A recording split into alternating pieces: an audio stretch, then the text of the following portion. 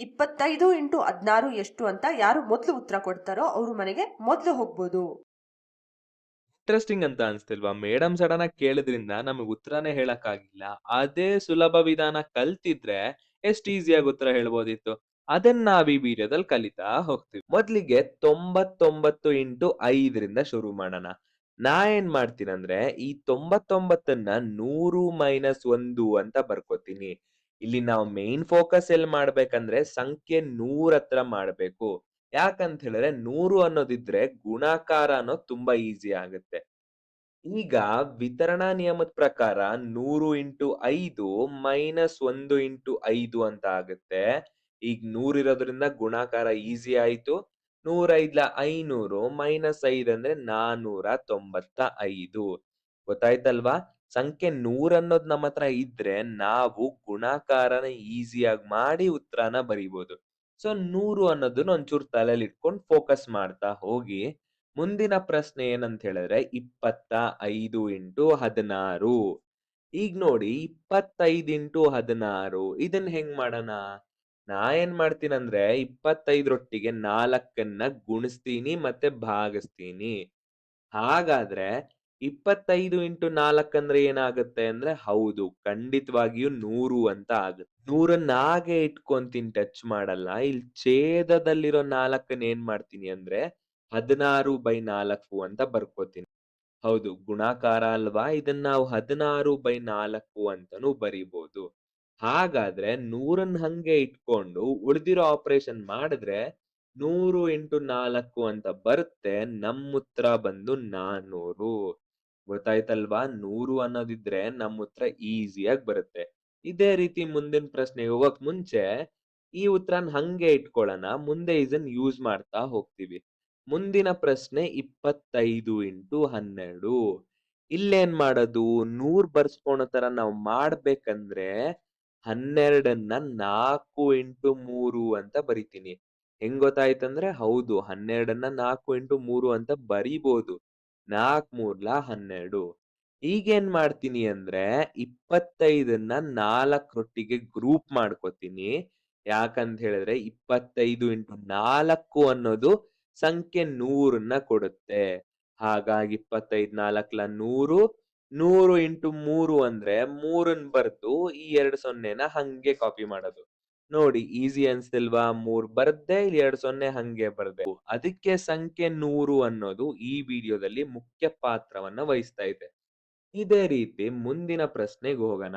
ಏನಂತ ಹೇಳಿದ್ರೆ 25 ಇಂಟು 24. ಇದನ್ನೇನ್ ಮಾಡ್ತೀವಿ? ಈಗ 24ನ್ನ 12 ಇಂಟು 2 ಅಂತ ಬರಿತೀನಿ. ಯಾಕಂತ ಹೇಳಿದ್ರೆ 12 ಇಂಟು 2 ಬಂದು 24. ಈಗ ಇಲ್ಲಿ 25 ಇದೆ, 12 ಇದೆ, 2 ಇದೆ. ನಾ ಏನ್ ಮಾಡ್ತೀನಿ ಇದನ್ನ ಗ್ರೂಪ್ ಮಾಡ್ಕೋತೀನಿ. 25 ಇಂಟು 12. ಯಾಕಂತ ಹೇಳಿದ್ರೆ ನಮ್ಮತ್ರ ಒಂದ್ ರಿಸಲ್ಟ್ ಆಲ್ರೆಡಿ ಪ್ರೂವ್ ಆಗಿರೋದಿದೆ. 25 ಇಂಟು 12 ಅಂದ್ರೆ 300. ನೋಡಿ 25 ಇಂಟು 12 ಜಾಗದಲ್ಲಿ 300 ಅಂತ ಬರ್ದು 302 ಅಂದ್ರೆ 600. ಗೊತ್ತಾಯ್ತಲ್ವಾ? ಈಗ ಇದನ್ನ ಒಂದ್ ಕಡೆ ಬರ್ಕೊಳ್ಳೋಣ. ಅದ್ರೊಟ್ಟಿಗೆ 25 ಇಂಟು 120 ಅಂತ ಇದೆ. ನಿಮಗೊಂದ್ ಪ್ರಶ್ನೆ ಕೇಳ್ತೀನಿ. ಇಷ್ಟೆಲ್ಲಾ ಕಲ್ತ್ಮೇಲೆ ಒಂದ್ ಡೌಟ್ ಬರ್ತಿಲ್ವಾ? ನಾನ್ ಯಾಕೆ ಸಂಖ್ಯೆ 100ನ್ನೇ ಬರ್ಕೋಬೇಕು? ಮತ್ತೆ ಹೆಂಗ್ ಬರ್ಕೊಂತೀನಿ ಪ್ರತಿ ಸರಿ ಅಂತ ಹೇಳಿದ್ರೆ, ಹೌದು ಇದಕ್ಕೆ ತುಂಬಾ ಪ್ರಾಕ್ಟೀಸ್ ಬೇಕು. ನಾವು ತುಂಬಾ ಪ್ರಶ್ನೆಗಳನ್ನ ಸಾಲ್ವ್ ಮಾಡ್ತಾ ಮಾಡ್ತಾ ಯಾವ್ ಸಂಖ್ಯೆನ ನಾವು ಸ್ಪ್ಲಿಟ್ ಮಾಡ್ತೀವಿ, ಯಾವ್ ಸಂಖ್ಯೆನ ನಾವು ಗುಣಿಸಿ ಭಾಗಿಸ್ತೀವಿ ಅನ್ನೋದು ಗೊತ್ತಾಗುತ್ತೆ. ಈಗ ಇಷ್ಟು ಪ್ರಾಕ್ಟೀಸ್ ಮಾಡಿದ್ಮೇಲೆ ಈಗೊಂದು ಐಡಿಯಾ ಬಂದಿರ್ಬೇಕಲ್ವಾ? 25 ಇಂಟು 120. ಹಾಗಾದ್ರೆ 120ನ್ನ 12 ಇಂಟು 10 ಅಂತ ಬರಿಬೋದು. ಹೌದು ತಾನೇ? ಮತ್ತೆ 25 ಇಂಟು 12 ಅಂತ ಇದೆ. ಇದನ್ನ ಗ್ರೂಪ್ ಮಾಡ್ಕೋತೀನಿ. ಯಾಕಂತ ಹೇಳಿದ್ರೆ ನಮ್ಮ ಹತ್ರ ಆಲ್ರೆಡಿ ರಿಸಲ್ಟ್ ಪ್ರೂವ್ ಆಗಿರೋದಿದೆ. ಇಲ್ಲಿ 300 ಅಂತ ಬರ್ದು ಇಂಟು 10 ಅಂತ ಹೇಳಿದ್ರೆ 3000 ಅಂತ ಆಗತ್ತೆ. ಹೌದು ನಮ್ಮ ಉತ್ತರ ಸರಿ ಇದೆ. ಇದನ್ನು ಒಂದ್ ಕಡೆ ಇಟ್ಕೊಳ್ಳೋಣ. ಅದೇ ರೀತಿ ನೆಕ್ಸ್ಟ್ ಪ್ರಶ್ನೆ ನೋಡಿ.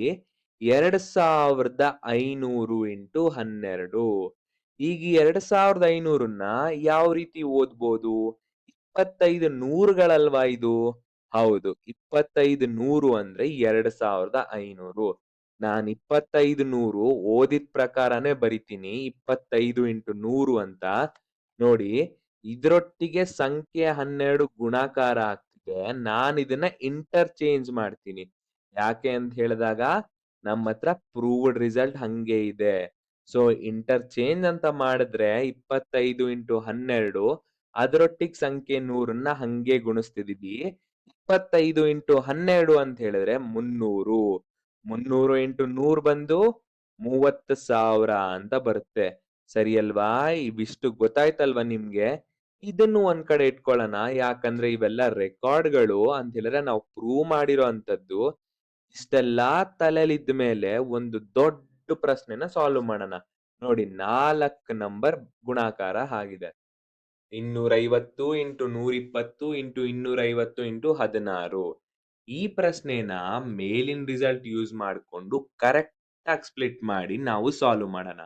ಮೊದ್ಲಿಗೆ 250ನ್ನ 25 ಇಂಟು 10, 120ನ್ನ 12 ಇಂಟು 10, ಮತ್ತೆ 25 ಇಂಟು 10 ಇಂಟು 16 ಅಂತ ಬರ್ಕೊಂಡಿರ್ತೀವಿ. ಸರಿನಾ? ಈಗ ಕೆಲವೊಂದ್ ನಂಬರ್‌ಗೆ ಬಣ್ಣ ಮಾಡೋಣ. ನೋಡಿ ಸಂಖ್ಯೆ 10 ಅನ್ನೋದಕ್ಕೆಲ್ಲ ನಾನು ಕಲರ್ ಮಾಡಿದೀನಿ. ಉಳ್ದಿದ್ದೆಲ್ಲ ಅದೇ ತರ ಬರ್ದಿದೀನಿ. ಸರಿನಾ? ಈಗ ಮೇಲಿನ ರಿಸಲ್ಟ್ ಪ್ರಕಾರ 25 ಇಂಟು 12 ಅಂದ್ರೆ 300, 25 ಇಂಟು 16 ಅಂದ್ರೆ 400. ಇದನ್ನ ಯೂಸ್ ಮಾಡ್ಕೊಳಕ್ಕೆ ನಾನು ಸಂಖ್ಯೆಗಳನ್ನ ಇಂಟರ್ಚೇಂಜ್ ಮಾಡ್ಕೋತೀನಿ. ಅಂತ ಹೇಳಿದ್ರೆ ನೋಡಿ ಮೇಲಿನ ರಿಸಲ್ಟ್ ಪ್ರಕಾರ ಏನ್ ಬರಿತೀನಿ ಅಂದ್ರೆ 25 ಇಂಟು 12 ಇಂಟು 10 ಇಂಟು 10 ಮತ್ತೆ ಲಾಸ್ಟ್ ಅಲ್ಲಿ 10ನ್ನ ಕೊನೆಗೆ ಬರ್ದು ಮುಂಚೆಗಡೆ 25 ಇಂಟು 16 ಅಂತ ಬರ್ದಿದ್ದೀನಿ. ಯಾಕಂತ ಹೇಳಿದ್ರೆ ನಾನು ಮೇಲಿನ ರಿಸಲ್ಟ್ ನ ಬಳಸ್ಬೋದು. ಈಗ ಇಲ್ಲೇನ್ ಮಾಡ್ತೀನಿ 25 ಇಂಟು 12 ಜಾಗದಲ್ಲಿ 300, 25 ಇಂಟು 16 ಜಾಗದಲ್ಲಿ 400. ಅಂದ್ರೆ 300 ಇಂಟು 100 ಇಂಟು 400 ಇಂಟು 10. ಅಲ್ಲಿ ಮಧ್ಯದಲ್ಲಿ 10 100 ಮತ್ತೆ ಕೊನೆಯಲ್ಲಿ 10ನ್ನ ಹಾಗೆ ಬರ್ದಿದ್ದೀನಿ. ಇವಿಷ್ಟನ್ನು ಗುಣಿಸ್ದಾಗ ಏನ್ ಬರುತ್ತೆ ಅಂತ ಹೇಳಿದ್ರೆ 12 ಕೋಟಿ ಅಂತ ಬರುತ್ತೆ. ಹೌದು ಇವಿಷ್ಟನ್ನ ಗುಣಿಸ್ದಾಗ ಈ ಸಂಖ್ಯೆ ಬರುತ್ತೆ. ಈ ರಿಸಲ್ಟನ್ನ ಹಾಗೆ ಇಟ್ಕೊಂಡು ನಾ ಏನ್ ಹೇಳ್ತೀನಿ ಅಂದ್ರೆ ಇದಿಷ್ಟು ಇದೆ ಅಲ್ವಾ? ಇವೆಲ್ಲ ಪ್ರೂವ್ಡ್ ರಿಸಲ್ಟ್‌ಗಳು. ಅಂದ್ರೆ ಇವೆಲ್ಲ ಗುಣಾಕಾರ ಮಾಡುವಾಗ ನಾವು ಸಂಖ್ಯೆ 100ನ್ನ ತಲೆಲಿಟ್ಕೊಂಡು 100 ಬರೋ ತರ ಮಾಡ್ಕೊಂಡು ಗುಣಿಸ್ಕೊಂಡ್ವಿ. ಯಾಕಂತ ಹೇಳಿದ್ರೆ ಸಂಖ್ಯೆ 100 ಇದ್ದಾಗ ಗುಣಾಕಾರ ಅನ್ನೋದು ತುಂಬಾ ಈಸಿ.